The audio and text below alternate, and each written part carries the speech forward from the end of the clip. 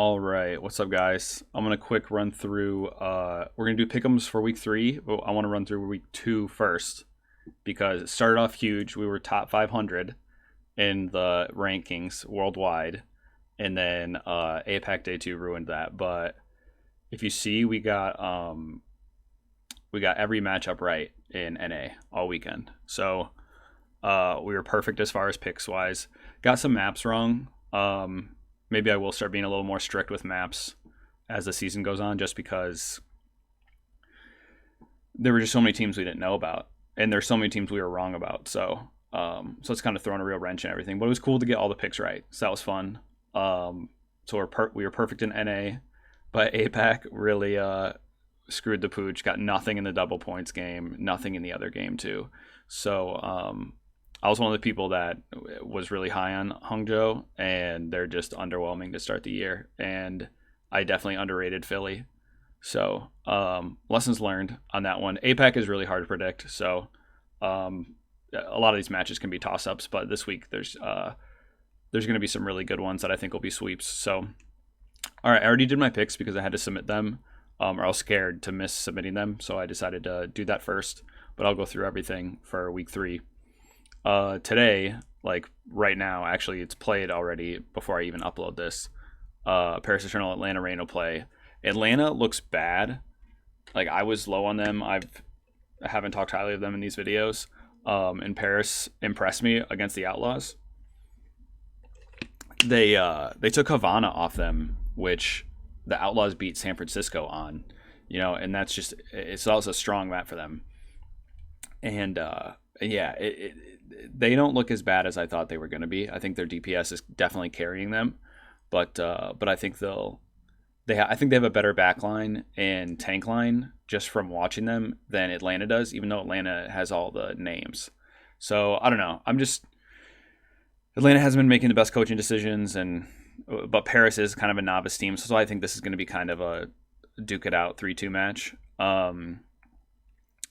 But it could go either way. If Atlanta ended up squeaking this out 3-2, or if either team won 3-1, I wouldn't really be surprised. But I'm kind of leaning towards Paris right now because Atlanta just looked so bad in the first weekend. So Washington and Boston. Boston is just, everyone thought they made a bunch of really good additions, but they lost Jerry, and Myungbong has just not.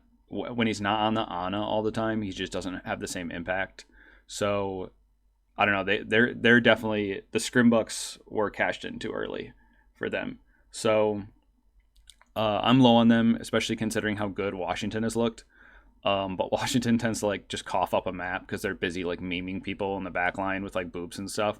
So that's why I decided to get Boston a map. And Boston they have some good experienced players on their team. They're gonna win matchups, but the thing that sucks for them right now is they don't have a tracer player, and Decay is one of the best tracers in the world. So when you don't even have a tracer player and you have someone basically off rolling to play that role for Boston because they lost soon, it's just not going to go well. In fact, it'll probably be a 3-0, but I don't know. I feel like we'll see some life from Boston, but it just won't be enough. And then the next day I do have Boston winning against London in the double points matchup. So London looks abysmal. They look like a contenders team. They look really bad.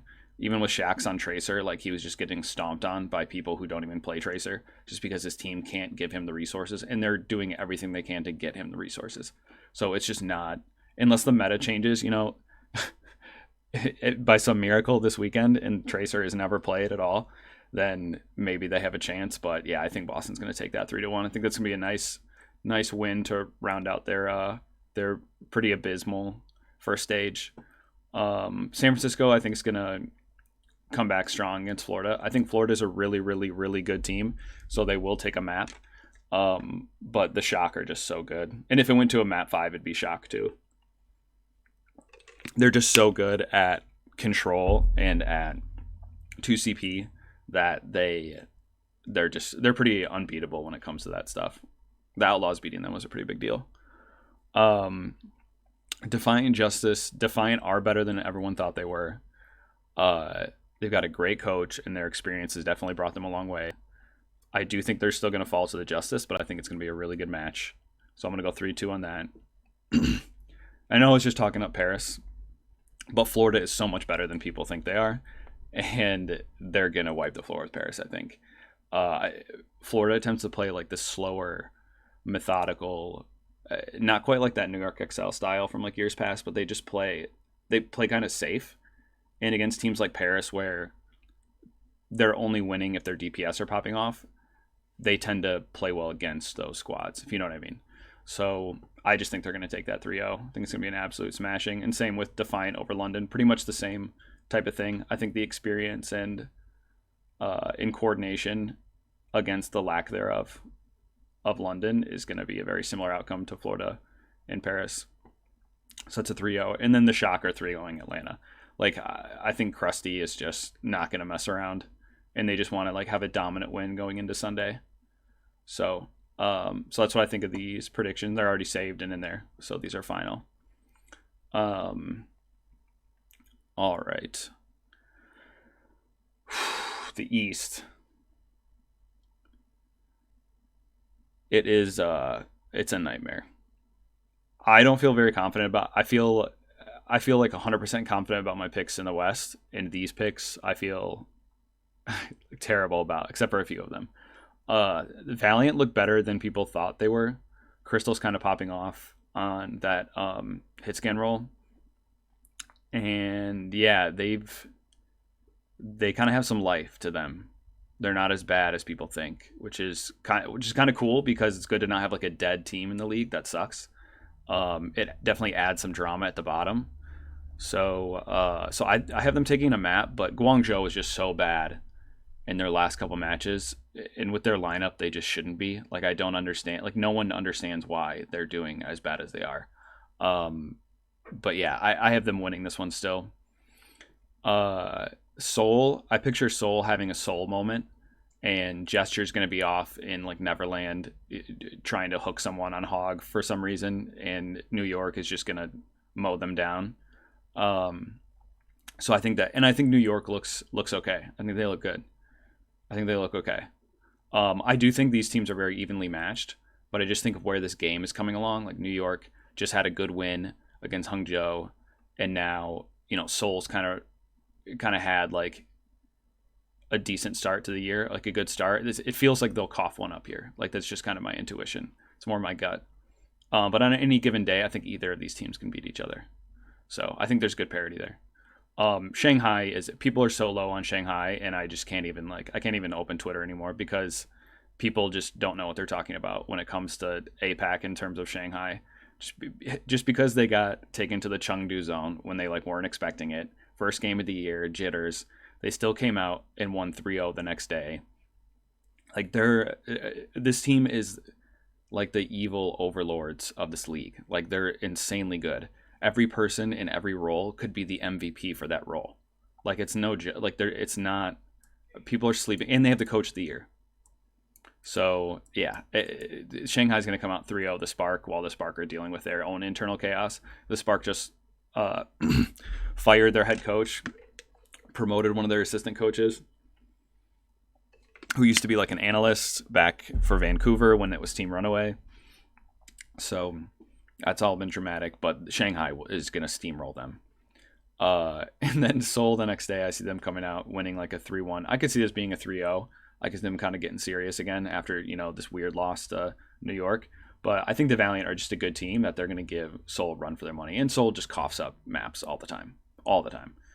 I think Hangzhou is finally going to beat somebody, and it'll be Guangzhou, because Guangzhou just looks bad so far. Even though I have them beating Valiant, like, I just think it's not a good start for them. But I think Hangzhou will just be the better kind of toilet bowl team at this moment. And then the double points of the weekend, Shanghai beating New York 3-0, because the only player on New York you could say is better is Jonak over Isayaki, but that's only if they're playing Zen. I think Isayaki's Ana is underrated, and I think BAP is just so OP right now that it kind of doesn't matter who has him, because they all have sick aim at that level. All the Korean Flux DPS just have insane aim. They could all be hit scan players if they wanted to. So yeah, but I still, New York's tank line and DPS are just too inexperienced to deal with what Shanghai will do to them when they're angry. When Shanghai is an angry team, it's insane. But yeah, all right. And then to finish things up, there's the pick two teams from each round to go to like the actual like May Melee like final tournament. Um, it definitely San Francisco. Never count them out. They're champions. They're built different. They're one of the best teams ever assembled. In fact, they may still be the best team ever assembled. Um, and Houston is just so they went 4-0. They beat the Shock. They beat Dallas. And then they beat up on London and Paris too. But they really dominated London and Paris. So yeah, they're just a hot hand right now. You have to go with them. Every other team has shown chinks in the armor except Houston, even San Francisco. So I wanted to put Florida or LA in there though too, but I put Houston. And then in the East, Philly, because Philly has just looked unbeatable as well. They've looked so good. They've looked like Philly of old. Even with their replacement players, they're in a good spot. And then never doubt Shanghai. Shanghai is the boss of this video game. Like they're the final level. They're the evil lord that you need to defeat at the end. Like they're the best team. Like I don't understand why people doubt this team. It's pretty insane. But yeah, those are the four teams I picked. Yeah, if you think this is crazy, let me know. Again, it's pretty perfect so far. What's our record? We've gotten 2 finals wrong so far in the West, and then we've gotten some wrong in the East.